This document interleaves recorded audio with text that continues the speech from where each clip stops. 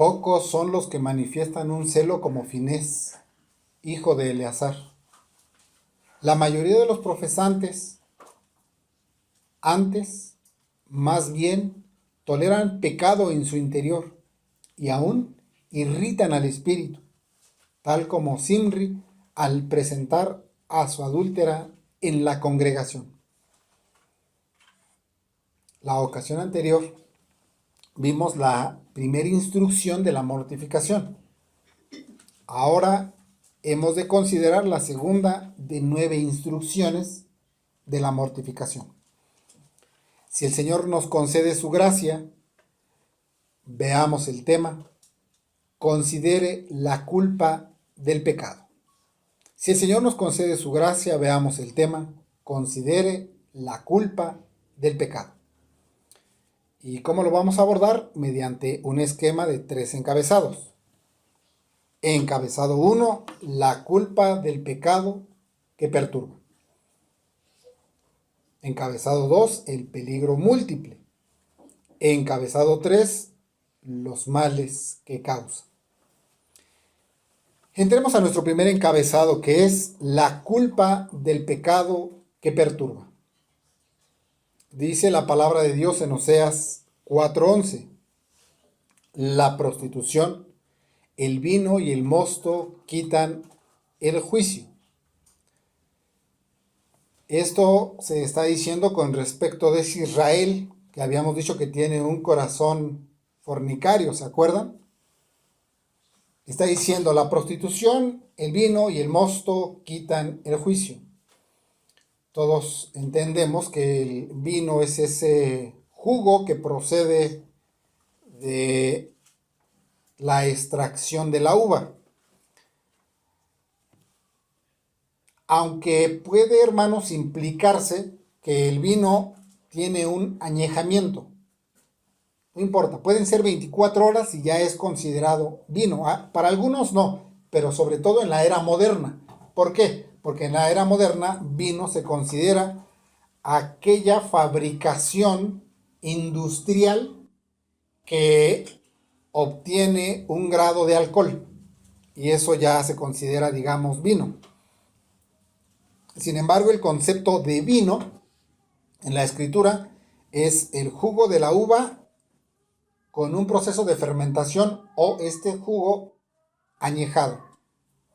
Bueno, y el mosto debe de considerarse como ese jugo recién exprimido. Es un vino nuevo, pero muchas veces no se va a decir vino nuevo. Bueno, algunas versiones lo traducen así, como en lugar de decir mosto, dicen vino nuevo, y a eso se le va a considerar mosto. Y nos está diciendo aquí, el vino y el mosto quitan el juicio. Y noten, hermanos, que esto es así. Las personas, hoy es raro que alguien tome vino. Es más común que la gente tome alguna bebida que haya sido fermentada y que produzca alcohol. Sobre todo en nuestro país, hermanos, una de las bebidas más populares es la cerveza. Lo que incluiría, hermanos, cualquier bebida o cualquier sustancia que quite el juicio. Porque esto incluso aplicaría para las drogas. Porque ¿qué hacen las drogas? Quitan el juicio. ¿Cuántas personas, hermanos, vemos nosotros que muchas veces obviamente no los vemos cuando están consumiendo la droga, pero vemos el efecto de que han consumido droga? ¿Cómo lo sabemos? Porque han ido perdiendo el juicio, su juicio ha ido siendo nublado. Y lo mismo aplica para la prostitución. No solamente la que se prostituye, sino para aquellos que buscan los servicios de la prostitución. Entonces, noten, son pecados muy sentidos del cuerpo.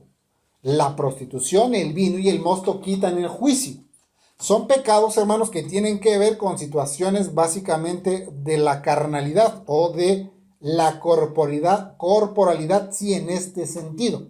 Entonces, Nos dice Oseas 4:11, la prostitución, el vino y el mosto quitan el juicio.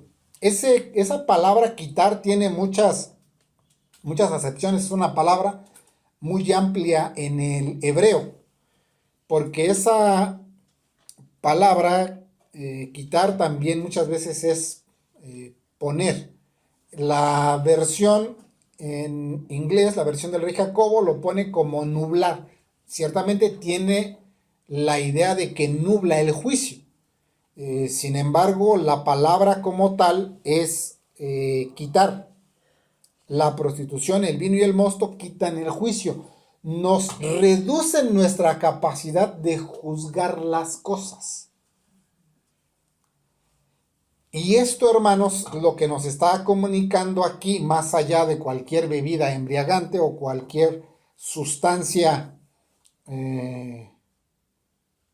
de droga o adictiva, lo que nos está comunicando aquí es un principio. ¿Cuál es el principio por el cual se quita el juicio? El pecado. Esto que estábamos hablando de la cerveza, del vino, que tiene un alto grado de alcohol, o la droga, o la prostitución misma, lo que nos está diciendo aquí es que esto es lo que hace exactamente el pecado. Toma esto para ilustrar que estas acciones, así como quitan el juicio, es exactamente lo que hace el pecado en nuestra mente. El pecado desvía la mente de la correcta comprensión de la culpa. Vamos a ir entrando en esto de qué es la culpa. Pero con respecto, no vamos a ver la culpa desde la cosmovisión judicial.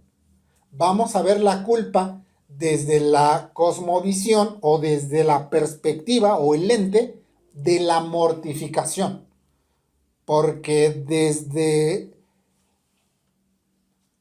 la óptica de la justicia hay una culpa que es una culpa experimental y una culpa legal.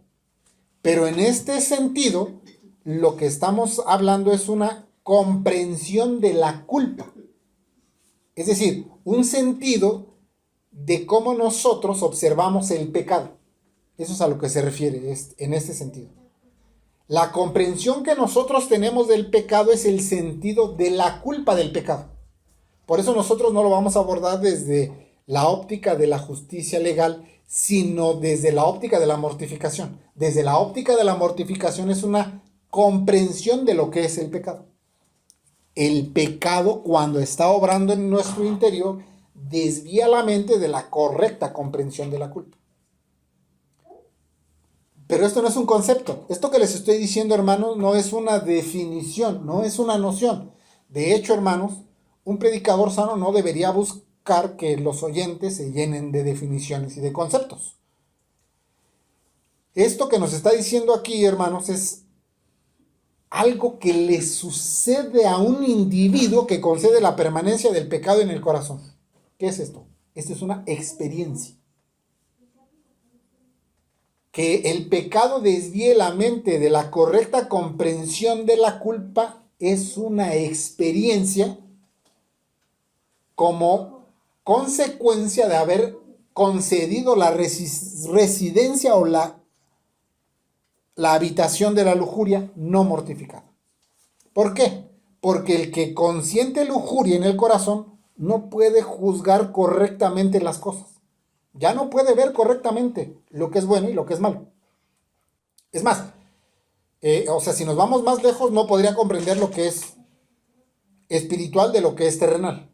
Pero ni siquiera nos está solicitando que pueda distinguir entre espiritual y terrenal. Simplemente aquí nos está diciendo que no puede juzgar el bien del mal. Entonces, esta es una experiencia. Aquel que ha concedido permanencia de lujuria en el corazón tiene razonamientos que le desconciertan. Es decir, una vez que ya no puede juzgar correctamente las cosas, entonces ahora sus razonamientos con respecto de las cosas, no de las naturales, ahí sí, de las que tienen que ver con la escritura, le desconciertan, como que le causan sorpresa, como que antes tenía en su mente la capacidad de recibir verdades espirituales y ahora ya no puede, como que le sorprenden. Una persona que ha concedido pecado y no ha mortificado pecado, entonces su mente le ha desviado de la correcta comprensión de las cosas y permaneciendo en el pecado se promete, todo va a estar bien, no va a pasar nada, todo se va a solucionar más adelante.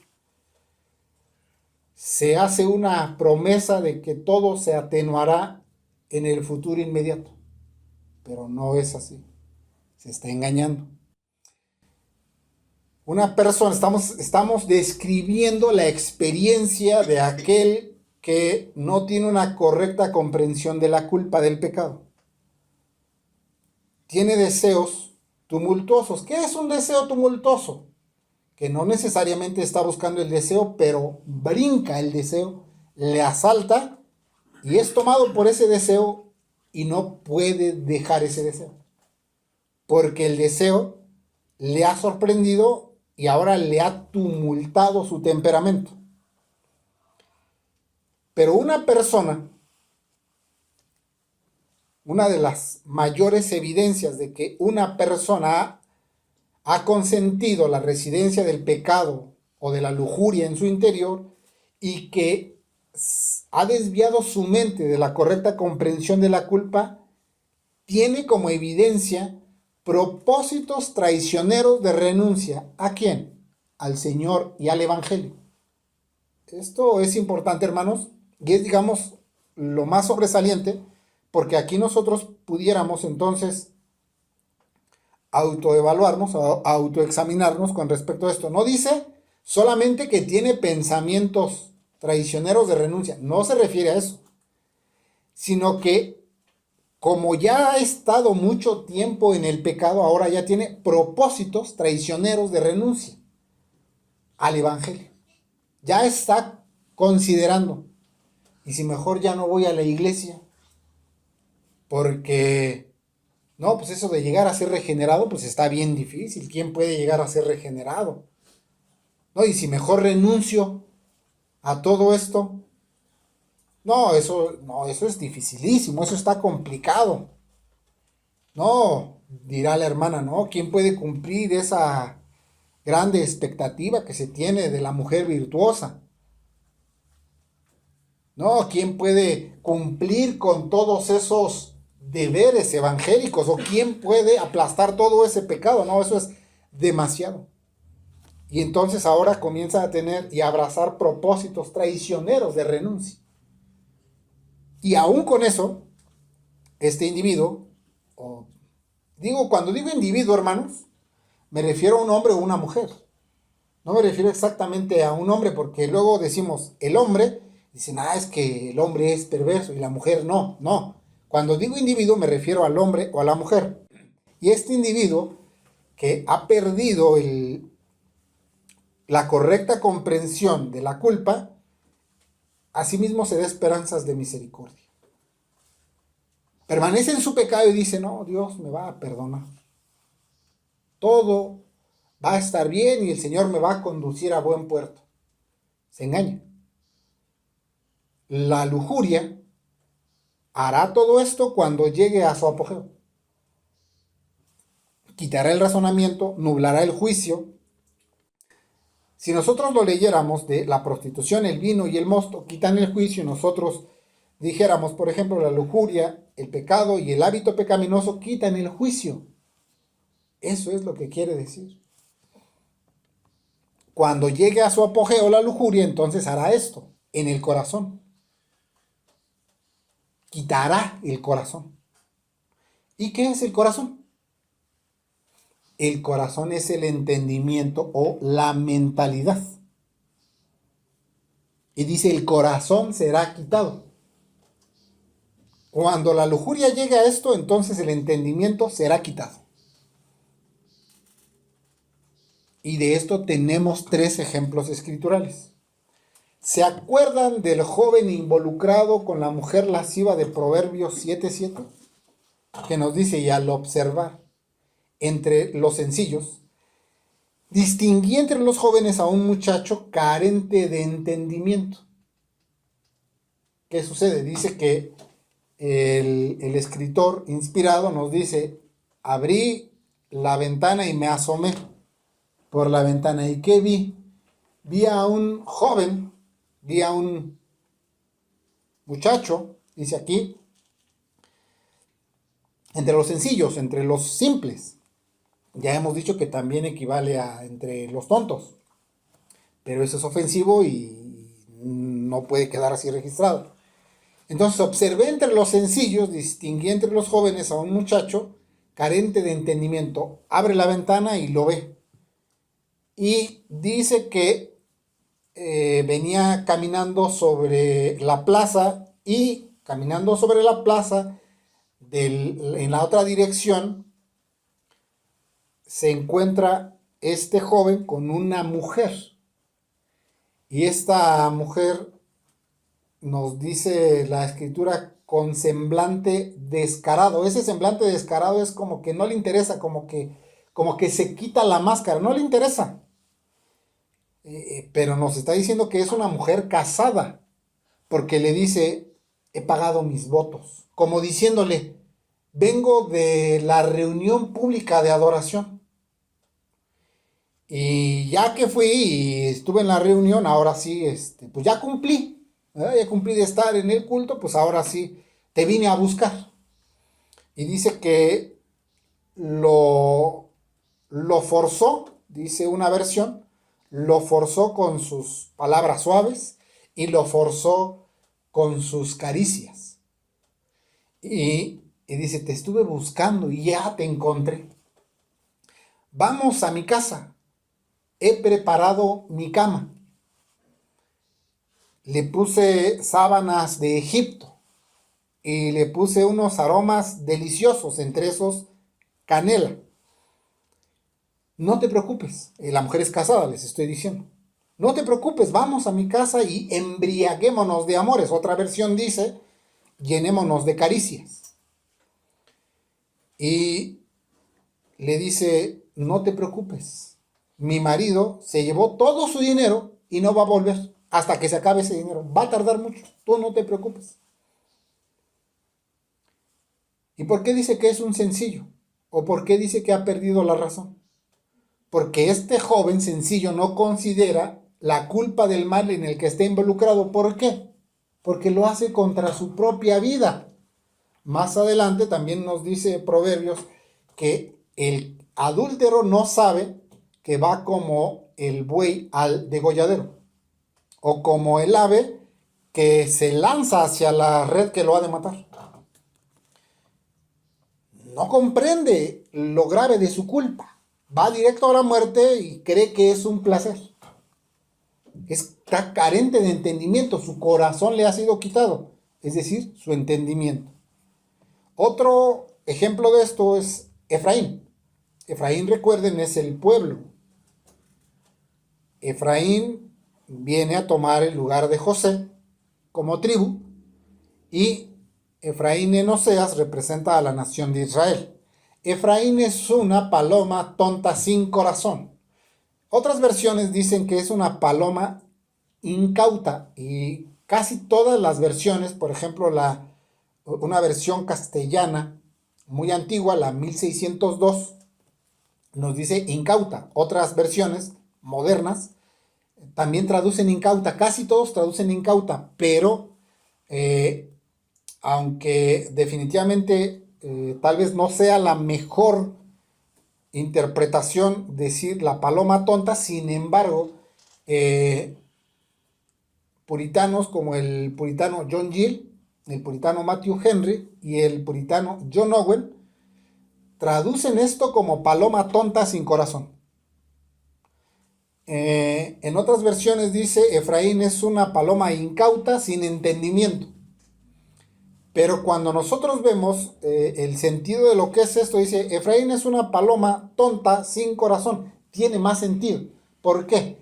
Porque una paloma que es tonta, ¿por qué dice que es una paloma tonta? Una paloma que está dentro de su refugio, cuando escucha un sonido que es muy fuerte, ¿qué es lo que hace una paloma en lugar de quedarse en su refugio? Se escapa de ese lugar y anda buscando un lugar que sea seguro, pero ya estaba segura. Por eso dice que es una paloma tonta, se entontece. Y dice que es sin corazón. Es decir, ahí sí, sin entendimiento, pero está como descorazonada. O sea, le saltó tanto el corazón que se entonteció. Es decir, no tenía comprensión de su propia condición miserable. Aquí lo que nos está diciendo es, Efraín, que es ese pueblo, se fue detrás de sus ídolos, se fue a fornicar, se fue a pecar, y cuando se le llama al arrepentimiento no tiene comprensión de su condición miserable. ¿A poco sí soy pecador? No comprende que es su culpa. Otro ejemplo. David tenía razonamientos corruptos que le impedían ver claramente su fealdad. Ustedes recordarán lo que sucede. El rey David, que en este caso ya era rey, está en su palacio y consiente adulterio con una mujer casada, con la esposa de Urías Eteo. Y él consintió, o sea, no solamente es el hecho de que pecó, sino que durante mucho tiempo no se arrepintió. Guardó eso en su corazón y dijo, nadie va a saber de esto. Obviamente, todos los siervos que vieron entrar a la mujer a su casa y todos los que servían a David en su casa, vieron que entró esa mujer y entró a su habitación. Pero él decía, no, pues nadie me vio. Es una persona pública, ¿cómo no lo van a ver?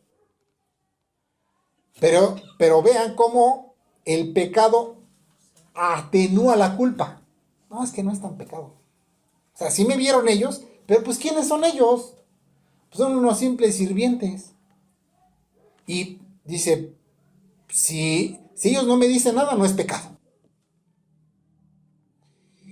Y entonces, ¿qué sucede? Le está consintiendo pecado en su corazón y entonces porque es necesario que sea reprendido. ¿Por qué es necesario que sea reprendido? Porque es creyente verdadero. Si no fuera creyente verdadero, se le hubiera dejado a sus expensas y a su suerte que se pierda. Porque al final no era creyente. Pero este era creyente, aunque cometió una gravísima villanía y maldad. Entonces tiene que venir el profeta Natán. Es decir, el profeta Natán fue enviado para despertarlo. Y ya saben ustedes, ¿verdad? Que le narra una parábola con respecto de una oveja. ¿Y qué hizo Natán con esta parábola?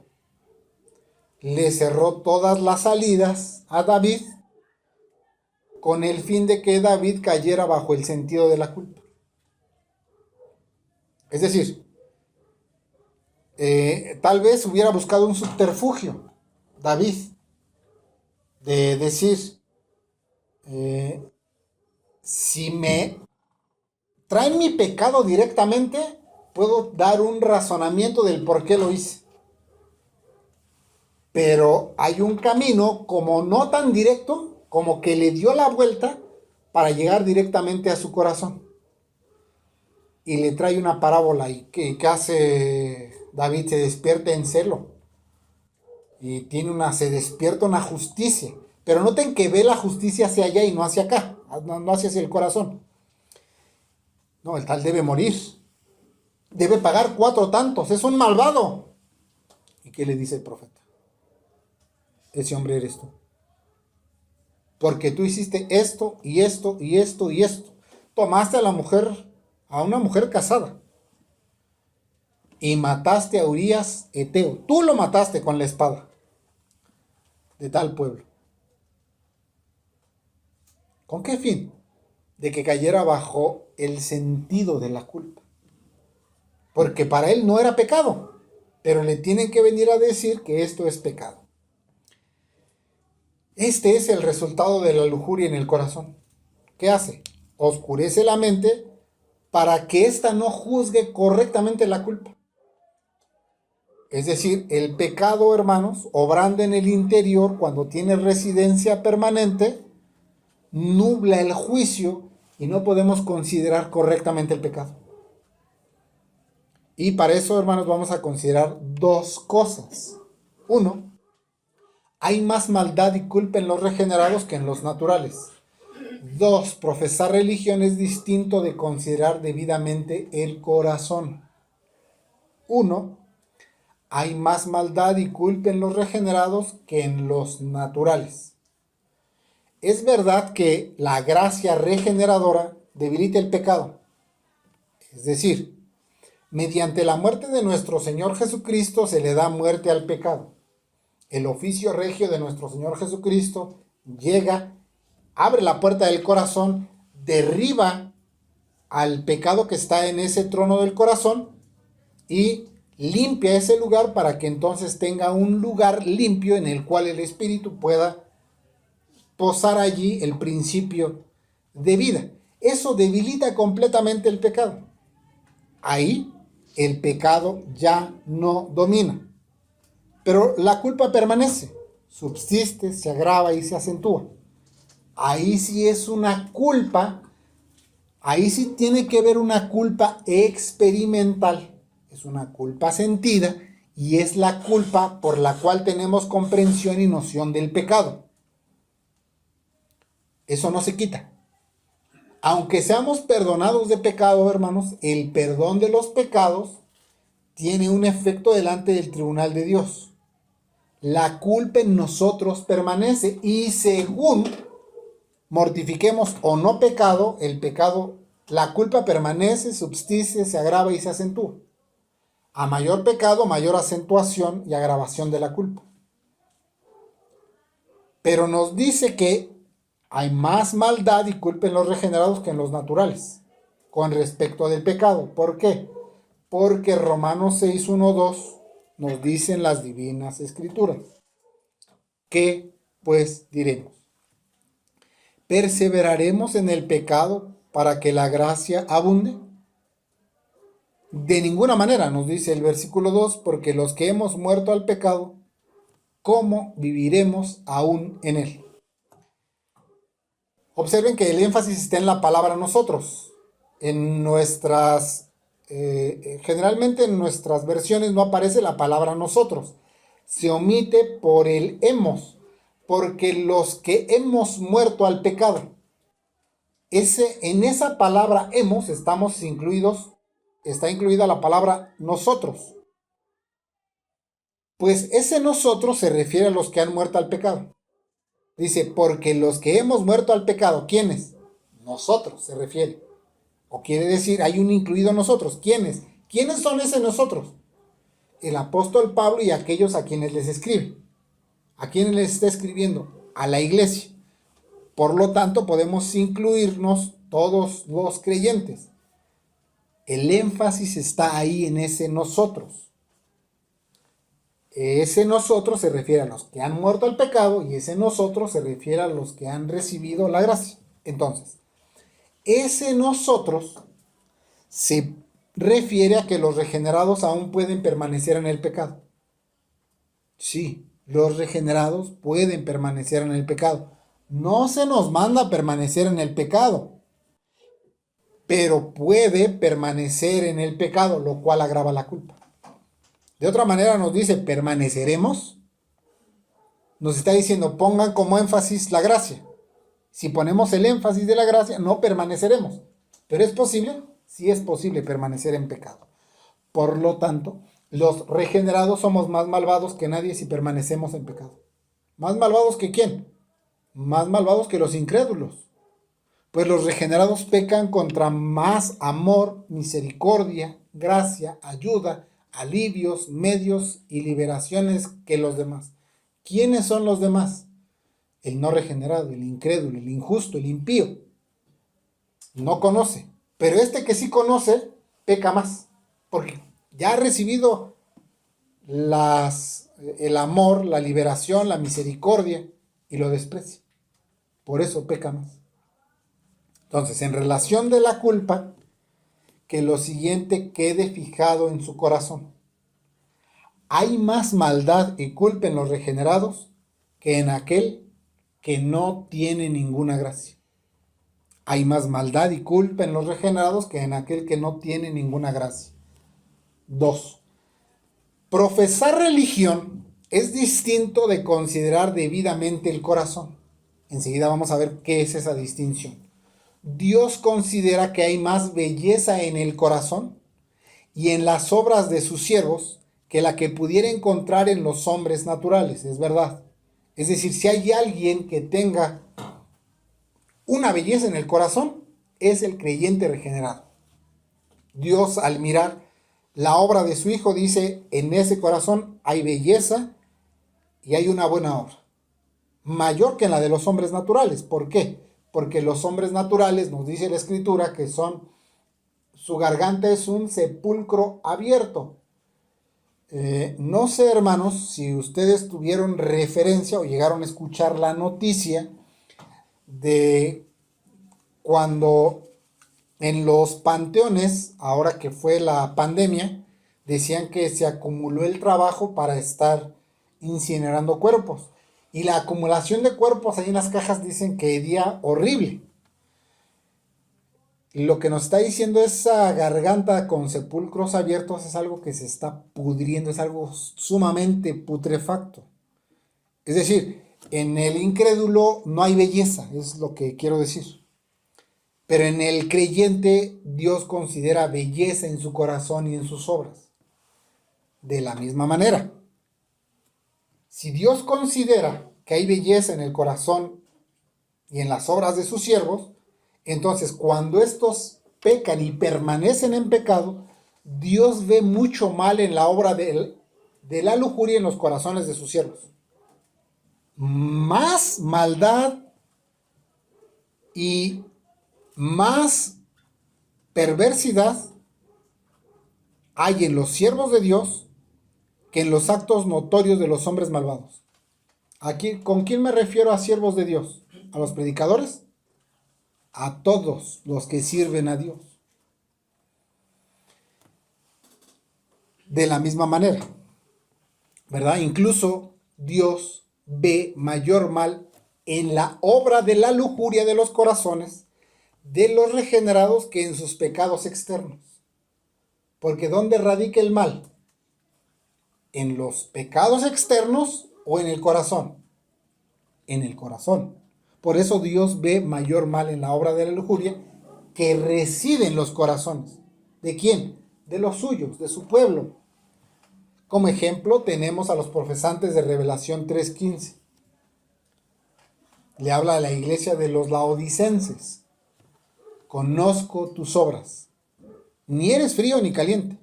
Ojalá fueras frío o caliente. Lo leí de la versión del rey Jacob. Entonces, ¿qué está sucediendo aquí? Cristo trata con sus hijos en decadencia y va directo a la raíz. ¿Por qué? ¿Por qué va directo a la raíz? Porque hace a un lado la profesión y expresa, yo te conozco. Es decir, toma al creyente y hace a un lado la cáscara. Le quita lo de afuera y le dice, voy a mirar lo que hay en ti. No tu profesión, sino lo que hay en ti. Y le dice, yo te conozco. Por eso la profesión de la religión es distinta del corazón. Porque el Señor nos conoce perfectamente. Él sabe lo que hay en nuestros corazones. Es decir, tú eres muy diferente de lo que profesas. Y esto es lo que hace abominable este corazón. ¿Por qué se dice esto? Bueno, para que sean llevados a considerar una clara conciencia de culpa de la lujuria que habita en ustedes. Esto es para que no te excuses o atenúes tu culpa ya que sin que lo sientas el pecado se hace más fuerte. Porque mientras más tiempo pases en el pecado y el pecado permanezca más tiempo en ti, menos vas a advertir sus movimientos y más fuerte se va a ir haciendo el pecado en tu corazón. Pero la residencia habitual de la lujuria puede proyectarse hacia el futuro inmediato de una forma mucho más violenta de lo que hasta ahora ha manifestado. Pues si no se mortifica el pecado, el corazón puede llegar a un terrible estado de endurecimiento y aún estar bajo la amenaza de la muerte eterna. Pero para considerar esos riesgos amenazados, pasemos a nuestro segundo encabezado, que es el peligro múltiple. Nuestro segundo encabezado es el peligro múltiple. Dice la palabra de Dios en Hebreos 3, 12, 13. Lo leo de la versión del rey Jacob. Tened cuidado, hermanos, no sea que haya en alguno de vosotros un corazón malvado e incrédulo que se aleje del Dios vivo. Pero exhortaos unos a otros cada día, mientras se dice hoy, para que ninguno de vosotros se endurezca por el engaño del pecado. Considere entonces el peligro que conlleva consentir la permanencia del pecado o dejar de mortificar el cuerpo de pecado. Lo que está haciendo el apóstol Pablo es decirnos, hay peligros. ¿Y en relación de qué son los peligros, hermanos? ¿De algo que está sucediendo o de algo que va a suceder? De algo que va a suceder. Por ejemplo, noten ustedes una cerca electrificada. Tiene un letrero amarillo, ¿verdad? Amarillo en negro. Alto voltaje. Peligro. ¿Significa que estando así me puede dar una descarga eléctrica? No, si la toco. Si la toco me va a dar una descarga eléctrica. Está amenazando un peligro. Así el apóstol Pablo. Si consentimos pecado, se amenaza esto. Se amenazan estos peligros. Vamos a presentar 4 peligros de permanecer en un hábito lujurioso. Primero les voy a decir cuáles son esos peligros y después vamos a entrar a cada uno de estos peligros. 1. Endurecerse por el engaño. 2. El peligro de una corrección temporal. 3. Pérdida de la paz y la fuerza durante todos los días. 4. Existe el peligro de la destrucción eterna. Iniciemos con el primer peligro amenazado. Endurecerse por el engaño. Dice el apóstol, mirad, que en alguna ocasión vimos que esta palabra mirad en el original es blépete, que nos está diciendo que pongamos una mirada atenta, como diciendo tened cuidado.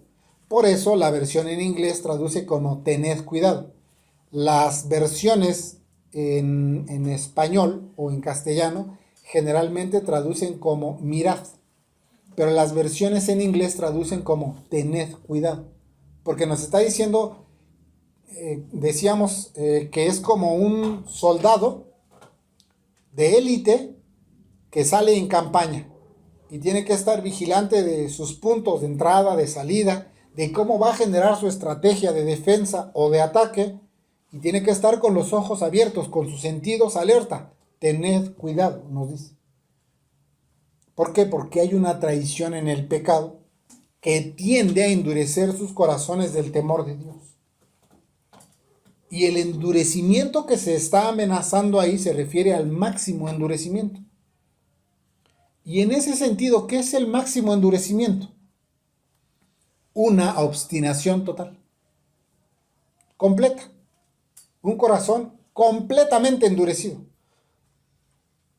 Que sí, en un proceso se va endureciendo de a poco, pero mientras la residencia del pecado permanezca allí, se va a endurecer y obstinar en el pecado totalmente. Hacia allá tiende el pecado. En cada intento hará un progreso hacia ello. Cada que el pecado gana terreno, cada que el pecado es atendido, hace un intento de endurecer completamente el corazón. ¿Han ustedes hecho la prueba de hacer moldes de yeso o de cemento? Si ustedes le ponen puro cemento y un poco de agua para hacer su mezcla y la ponen en su molde, eso tiende al endurecimiento. Si ustedes le ponen un poco de yeso, eso no se va a endurecer. Pero pónganle puro cemento y ese tiende a la dureza total. Y hacia allá tiende el pecado. En cada intento hará un progreso hacia ello.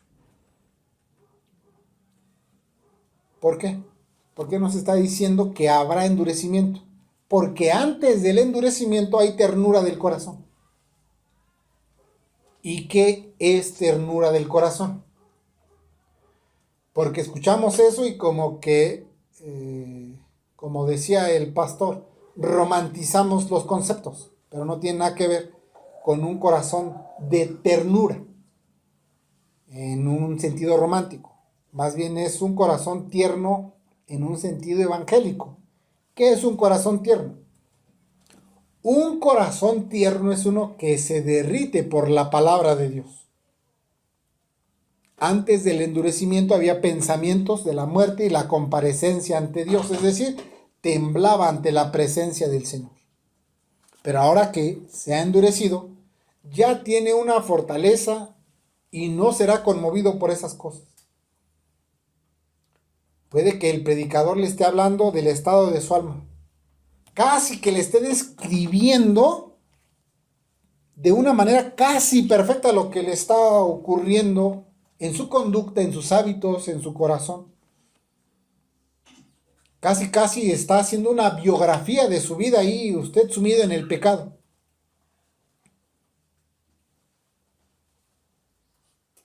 Y no lo va a afectar. No se va a preocupar en lo más mínimo. Casi lo está señalando. Aquí a esto me refiero a ti. Casi el predicador le está diciendo. Me estoy refiriendo a ti. Y no siente nada. Cuando se haya endurecido, será capaz de pasar por alto los deberes como la oración, la escucha, la lectura, y su corazón no será afectado en lo más mínimo. El pastor puritano John Owen lo expresa en los siguientes términos. Cito: el pecado se convertirá en algo insignificante para usted. Lo pasará por alto como si no fuera nada. Así es como acabará. ¿Y cuál será el final de tal condición? ¿Puede sucederle algo más triste? ¿No es suficiente para hacer temblar cualquier corazón pensar en ser llevado a ese estado, en el que se tendría un concepto insignificante del pecado? Un concepto insignificante de la gracia, de la misericordia, de la sangre de Cristo, de la ley del cielo y del infierno. Todo ello llega al mismo tiempo. Tenga cuidado. Porque esto es hacia lo que se dirige su lujuria, el endurecimiento del corazón, el embrutecimiento de la conciencia, el cegamiento de la mente, el entumecimiento de los afectos y el engaño de toda el alma. Termina la cita. Todas las facultades son afectadas por el endurecimiento del corazón. La conciencia se embrutece. ¿Qué es eso? Que el pecado es algo insignificante para usted. La mentalidad queda cegada. ¿Qué es eso? La gracia, la misericordia, la sangre de Cristo, la ley, el cielo y el infierno se vuelven insignificantes. Ya no los toma en cuenta. Los afectos son entumecidos. ¿Qué significa eso? Entristecer al espíritu o herir al Hijo de Dios ya no afecta a su corazón. ¿Por qué? Porque toda el alma está engañada. 2. El peligro de una corrección temporal. Salmo 89, 30 al 33. Lo leo de la versión del Rey Jacobo. Si sus hijos abandonan mi ley y no siguen mis juicios, si violan mis estatutos y no guardan mis mandamientos, entonces castigaré su transgresión con la vara y su iniquidad con azotes. Sin embargo, no le quitaré del todo mi misericordia, ni permitiré que mi fidelidad falle. Se está amenazando un peligro. Se está amenazando el peligro de una corrección temporal. Y nos dice el versículo 32, entonces castigaré su transgresión con la vara y su iniquidad con azotes. A este peligro la Escritura le llama venganza, juicio y castigo. ¿Por qué se da esto? Bueno, porque hay permanencia de la abominación en el corazón.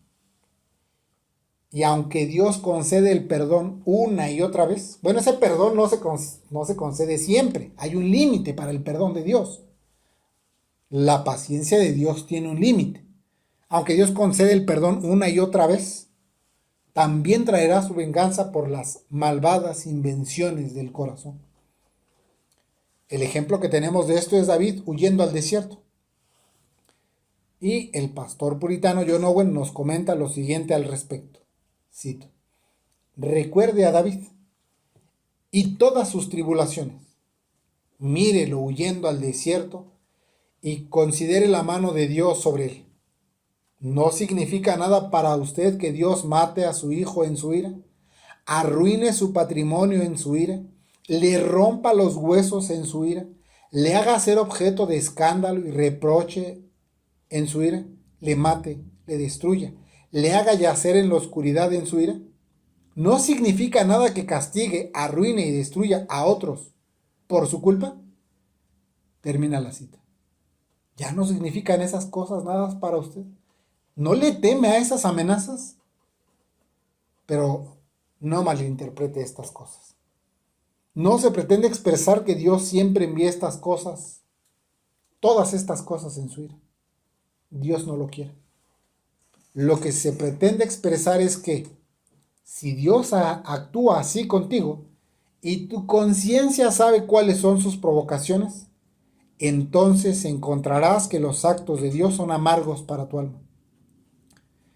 Pero si con estas amenazas y todo esto que se ha dicho, esto no te hace temer, ten por seguro que estás endurecido.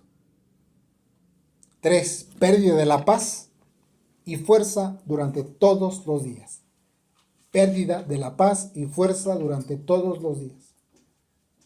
Tener paz y tener fuerzas, me refiero a paz espiritual y fuerzas espirituales. Tener paz y fuerzas espirituales es la suma de las promesas del pacto de gracia. La paz con Dios y las fuerzas para caminar delante de Dios es la suma de todas las promesas del pacto de gracia. Pregunta: ¿de qué sirve la vida sin la paz de Dios? ¿De qué sirve la vida sin fuerzas para caminar delante de Dios?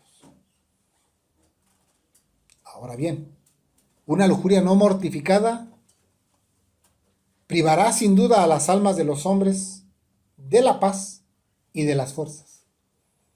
Dice Isaías 57:17, lo leo de la versión del rey Jacob. Me enfurecí por la maldad de su avaricia y lo castigué. Me oculté y me enfurecí, y él siguió obstinadamente por el camino de su corazón. Miren, me enfurecí, dice. ¿Por qué? Por la maldad. ¿Qué paz puede tener un alma si Dios se esconde? Porque aquí Dios dice que por ese castigo el Señor se está ocultando. ¿Qué fuerza puede tener un hombre si Dios castiga?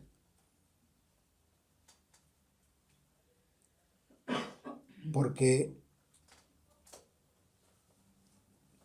un hombre que había sido expuesto al Evangelio había disfrutado de la paz de Dios. Pero Dios puede esconderse, como también lo dice Oseas 5:15. Me iré. Es decir, el Señor se irá. Me iré y volveré a mi morada hasta que reconozcan su culpa y busquen mi rostro. En su aflicción me buscarán desde primera hora. Ese que el Señor se vaya es un alejamiento de parte del Señor. Hasta que reconozcan su culpa, mire. Buscarán mi rostro y me buscarán, pero yo ya me habré ido.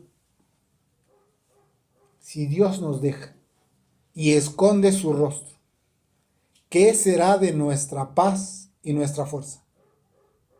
¿Tendremos alguno? Tal vez sea solo por un tiempo, pero ya no verá el rostro de Dios en paz.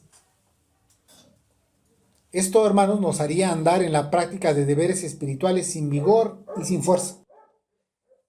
Y es posible que no haya ni un momento de tranquilidad en toda la vida. Porque sin paz y sin fuerzas, ¿quién puede estar tranquilo? ¿Se pueden imaginar desear la muerte antes que la vida por falta de paz? Con una vida llena de terror todo el tiempo, atemorizados de las aprensiones del odio divino. Que lo siguiente quede fijo en su mentalidad.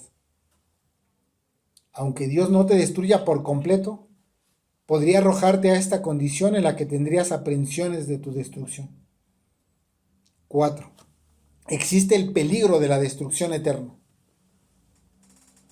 Y este peligro puede observarse de dos maneras. 1. Existe conexión entre la persistencia en el pecado y la destrucción eterna. 2. Enredado en el poder de cualquier corrupción. Veamos el primero. 1. Existe conexión entre la persistencia en el pecado y la destrucción eterna. Está ligado. La persistencia en el pecado conduce a la destrucción eterna. Miren otra vez Hebreos 3:12. Tened cuidado, hermanos, no sea que haya en alguno de vosotros un corazón malvado e incrédulo que se aleje del Dios vivo. ¿Qué es alejarse del Dios vivo? La destrucción eterna. Y noten, hermanos, Dios libra de la persistencia en el pecado si hay arrepentimiento, si hay sinceridad en la confesión del pecado. Pero Dios no libera a nadie de la destrucción que persiste en el pecado. Porque nuestro mismo Señor Jesucristo es el que salvará a su pueblo de su pecado. Sí. Pero aquellos que persisten, entonces ya no son su pueblo. Dios libra de la persistencia en el pecado, pero no liberará a nadie de la destrucción que persiste en el pecado. El pastor puritano John Owen lo expresa en los siguientes términos. Cito: que aunque Dios resuelva liberar a algunos de la persistencia en el pecado para que no sean destruidos, no libera a nadie de la destrucción que persista en el pecado, de modo que mientras alguien se encuentre bajo el poder permanente del pecado, se le deben presentar las amenazas de destrucción y separación eterna de Dios. Observen, mientras te encuentres bajo el poder permanente del pecado, una y otra vez se te deben presentar las amenazas de destrucción y separación eterna de Dios. 2. Enredado en el poder de cualquier corrupción. El que se encuentra enredado en el poder de cualquier corrupción no tiene evidencia de su participación en el pacto de gracia. ¿Por qué? Porque la eficacia de su participación en el pacto de gracia puede ser liberado del temor a la destrucción. Pero si se encuentra enredado en el poder de cualquier corrupción y al no tener evidencias de su participación en el pacto, entonces puede considerar la destrucción enviada por el Señor como el fin de su camino. Miren, Romanos 8:1 nos dicen las divinas escrituras. Por lo tanto, ninguna condenación hay ahora para los que están en Cristo Jesús, los que no andan conforme a la carne, sino conforme al Espíritu. Esta es una verdad fundamental de la salvación. Pero, ¿para quién es aplicable esta absolución? ¿Para todos? ¿O para quién dice el texto? Para los que no andan conforme a la carne, sino conforme al Espíritu. Ahora, ¿este argumento puede conducir a los hombres a la incredulidad? La respuesta es no. Pero hemos de justificar esta respuesta. Y lo haremos con al menos dos argumentos. Antes de presentar los dos argumentos, es necesario presentar un antecedente con respecto de los caminos del hombre. Esto es, que el juicio, porque está hablando de una absolución, de una sentencia, está hablando de unos que son condenados y unos que no son condenados. El juicio condenatorio no debe recaer meramente sobre la persona en cuestión. Es decir, el juicio principalmente debe recaer sobre los caminos de la persona, en este caso. Un individuo que le ha cedido terreno y gran ventaja a la lujuria en el interior de su corazón y no ha mortificado el pecado y desea considerar debidamente su estado y condición y no engañarse, no ha de desechar las pruebas de su persona en la participación que tiene o posee en Cristo. Pero observen esto. No ha de conservar esas pruebas si sus caminos son los que le han conducido a la destrucción.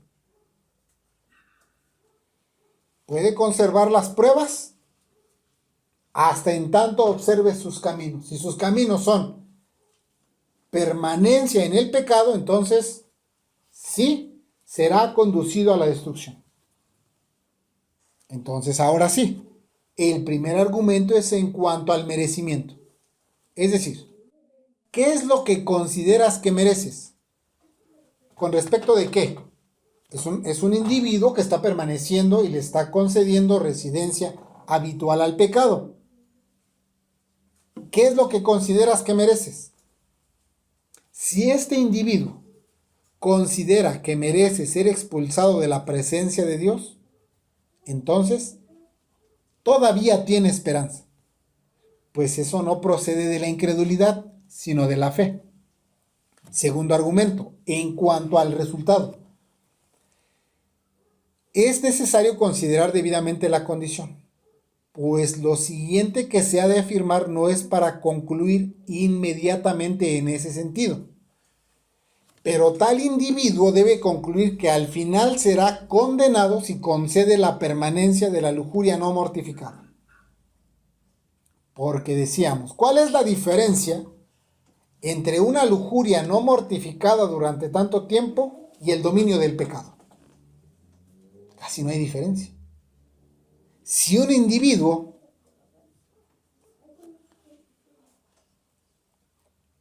que permanece en una lujuria no mortificada debe concluir que al final será condenado. ¿Por qué? ¿O para qué, mejor dicho? Para que esto le haga sentirse provocado a huir de la condenación mediante el Evangelio. Esto ha de aplicarse si es que alguno desea liberarse de la red de sus concupiscencias. Estas son las amenazas de lo que puede ocurrirle a algunos si continúa concediendo la residencia habitual de la lujuria en su corazón y en sus hábitos. Pero hay consecuencias inmediatas que han de considerarse como elementos presentes mientras no se mortifique el pecado.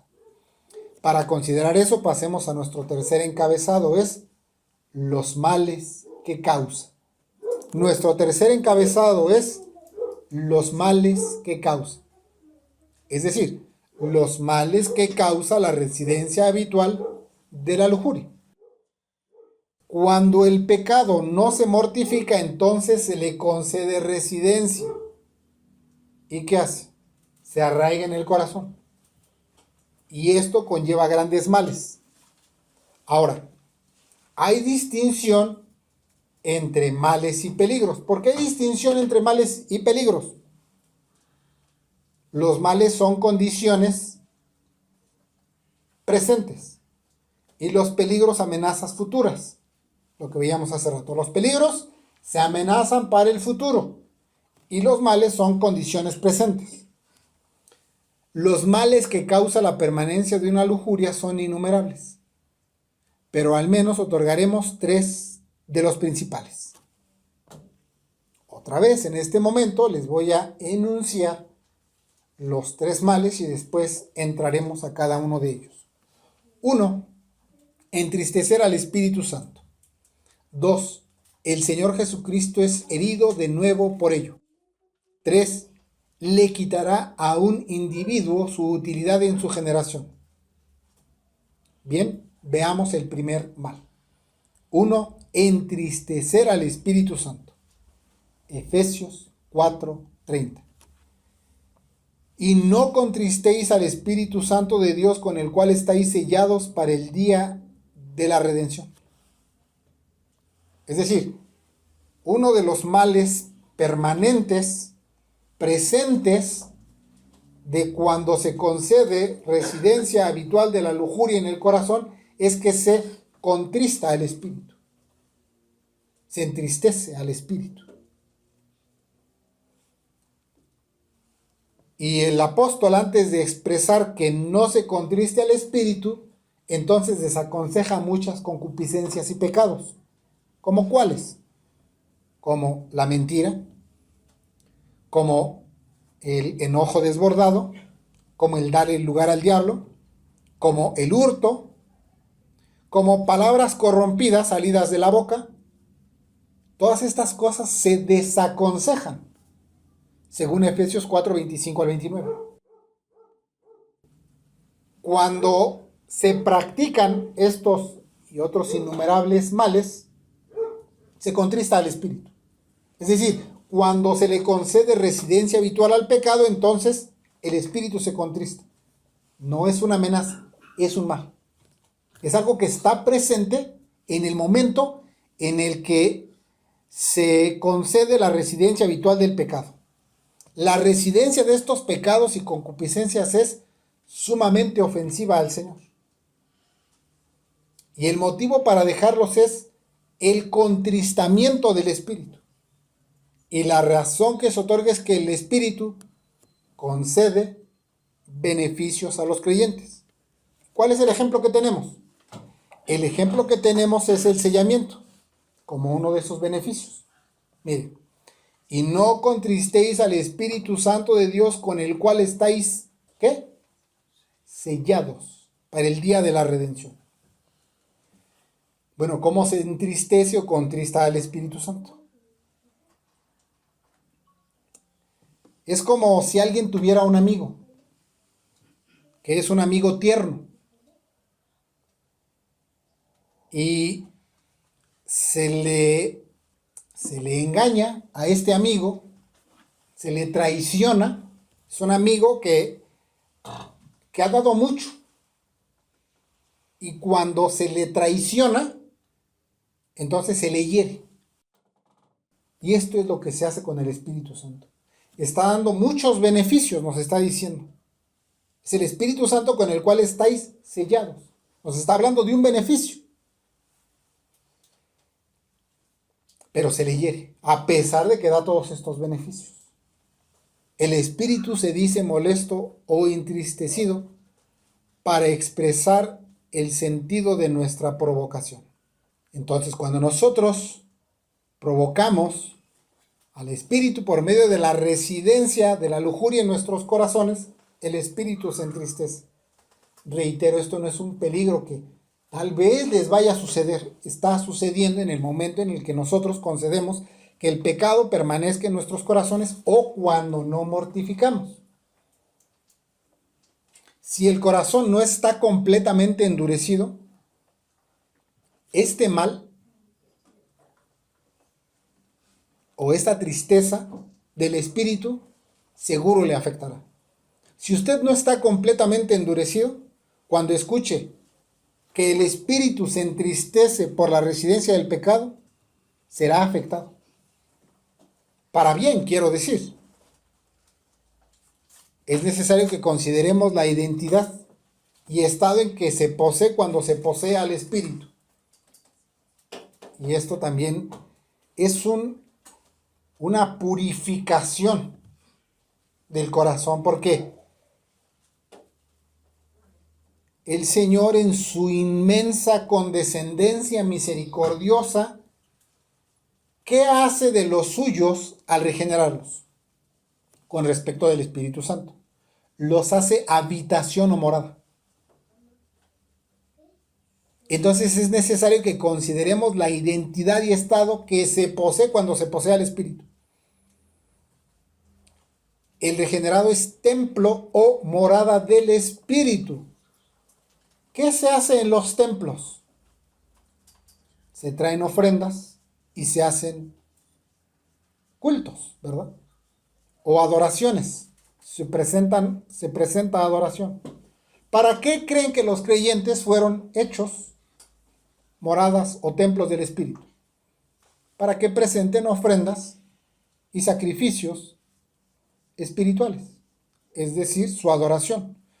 Por eso es necesario que consideremos la identidad y el estado en el que se posee cuando se posee al Espíritu. En ese sentido también es considerar quién es el espíritu que está afligido. Es Dios mismo en residencia de los corazones de los creyentes el que se aflige. Es el Dios santo, el Dios verdadero. Cuando se considera quién es Él como persona, entonces comienza a afectarnos para que mortifiquemos pecado. Nos afecta, digamos, en ese sentido, positivamente, para que entonces vayamos contra el pecado. ¿Por qué? Porque es un gran incentivo para la pureza la consideración de haber llegado a ser moradas o habitaciones del Espíritu. Y en ese sentido, el que es morada del Espíritu, entonces está sellado para el día de la redención. Es decir, ¿cómo voy a vivir en pecado si estoy sellado para la redención? ¿Se dan cuenta? Porque hay quien no considera que donde está el Espíritu hay santidad. ¿Y qué hace en lugar de considerar la morada del Señor como un lugar santo? Lo deshonra. Como Simri, que irritó al Espíritu al traer a su adúltera, como lo mencionábamos hace un momento.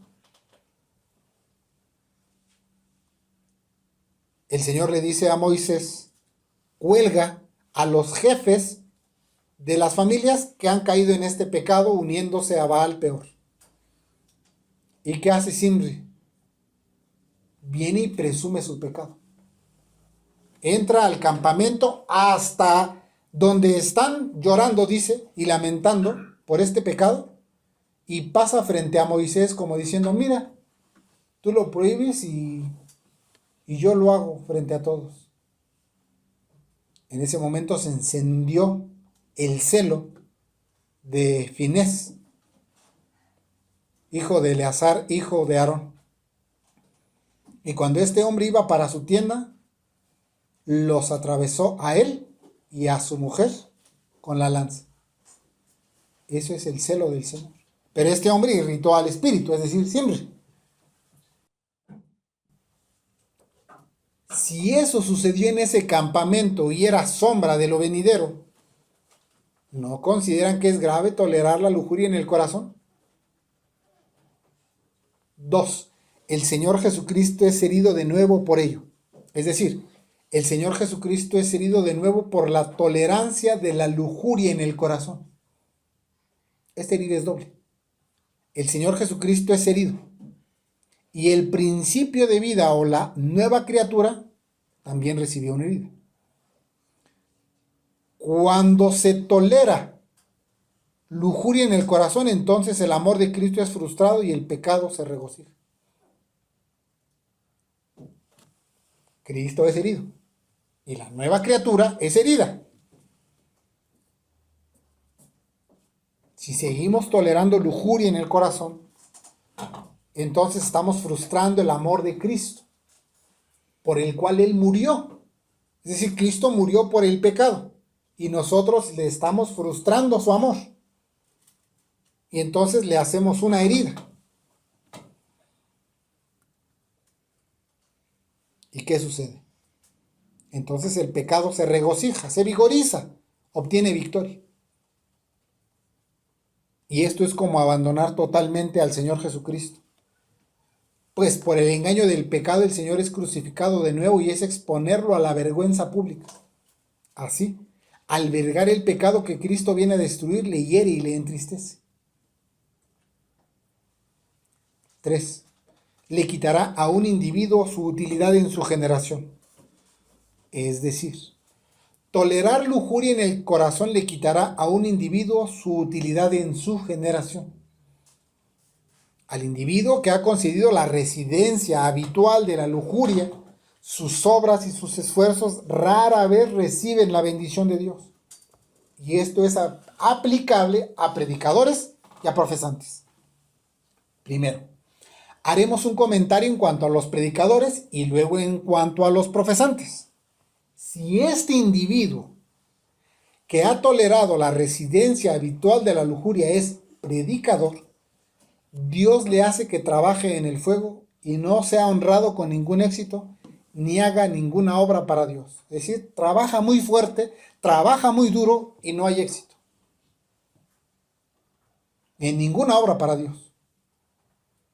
Si este individuo, ahora con respecto del otro, que es el profesante, si este individuo que ha tolerado la residencia habitual de la lujuria es profesante, entonces es estéril. Difícilmente camina en belleza o gloria, es decir, no da fruto y en su mayor parte se vuelve inútil, no tiene utilidad para el Señor. Y lo más lamentable es que ya ni el mundo lo quiere, ni Dios lo quiere y se hace inútil para todos. Una de las muchas razones de esto es porque albergan deseos que devoran el espíritu o el principio de vida espiritual. ¿Qué sucede, hermanos, cuando ya se ha consentido la residencia habitual del pecado en el corazón? ¿Cómo está ese corazón? Como decíamos, putrefacto. Los pecados se encuentran como gusanos que debilitan día a día. Así está el pecado ahí, carcomiendo. Todas las gracias, medios y formas se ven perjudicados por este motivo. ¿Qué? De dejar el pecado sin mortificar. Pero cuando hablamos de éxito lo hablamos en relación de lo espiritual, de dar fruto, de servir al Señor. Entonces, no lo encontramos. ¿Por qué? Porque Dios destruye los esfuerzos y los proyectos de tales individuos. Concluyamos. Esta es la segunda indicación o instrucción de la mortificación. ¿Y de qué hablamos? De oponernos a la residencia de la lujuria en el corazón. Por lo tanto, es necesario mantener vivas estas consideraciones en el corazón con respecto de la culpa, el peligro y la maldad o los males. No aleje estas consideraciones hasta que empiecen a influenciar su alma y le hagan temblar. Oremos al Señor.